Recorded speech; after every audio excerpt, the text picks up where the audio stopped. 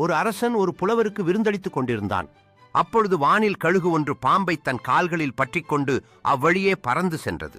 பாம்பின் வாயிலிருந்து ஒரு துளி விஷம் அரசன் வைத்திருந்த உணவு பாத்திரத்தில் விழுந்து விட்டது. அதை அறியாமல் அரசன் அந்த உணவை அந்த புலவருக்கு அளிக்க, அதை உண்ட மறுகணமே அவர் இறந்து போனார். அரசன் துடித்துப் போனான். புலவரின் மரணம் அவனை வேதனையில் ஆழ்த்தியது. கர்மாக்களுக்கான வினை பயன்களை நிர்ணயிக்கும் சித்திரகுப்தருக்கு இக்கர்ம வினை பயனை யாருக்கு கொடுப்பது என்று குழப்பமாகிவிட்டது. கழுகிற்கா பாம்பிற்கா, அல்லது அரசனுக்கா கழுகு பாம்பை தூக்கி கொண்டு சென்றது? அதன் தவறில்லை. விஷம் இறந்து போன பாம்பின் வாயிலிருந்து வழிந்தது. அது பாம்பின் குற்றமும் இல்லை. அரசனுக்கோ உணவில் பாம்பின் விஷம் கலந்தது தெரியாது. அது அவனறியாமல் நடந்த செயல். எனவே யாருக்கு இந்த பாபம் போய் சேரும் என்று சித்திரகுப்தருக்கே முடிவெடுக்க முடியவில்லை.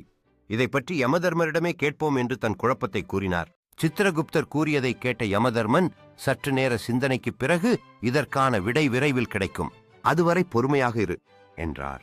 ஒரு சில நாட்கள் கழித்து மற்றொரு புலவர் அரசனின் உதவியை நாடி வந்தார்.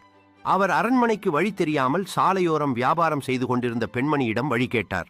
அப்பெண்மணியும் அவருக்கு சரியான பாதையை கூறிவிட்டு, இந்த அரசன் இரக்கமற்ற கொடியவன், புலவர்களை கொல்பவன், அவனிடம் சற்று எச்சரிக்கையாக இருங்கள் என்றாள். இவ்வாறு அவள் கூறி முடித்ததும் அடுத்த நொடி சித்திரகுப்தருக்கு தெளிவு பிறந்துவிட்டது. புலவரை கொன்ற கர்மாவின் வினை பயன் முழுவதும் இந்த பெண்மணிக்கே சேரும் என்று முடிவெடுத்தார். மற்றவர்கள் மீது வீண் பழி சுமத்தும் பொழுது அந்த பாபம் முழுவதும் பழி சுமத்துபவருக்கே வந்து சேரும். உண்மையை அறியாமல் அபாண்டமாக பிறர் மீது பழி சுமத்துவோரும், தெரிந்தே வீண் பழியை பிறர் மீது சுமத்துவோரும் அந்தந்த கர்ம வினைகளின் பயன் முழுவதும் வந்து சேரும். அதை அவர்கள் அனுபவித்தே தீர வேண்டும்.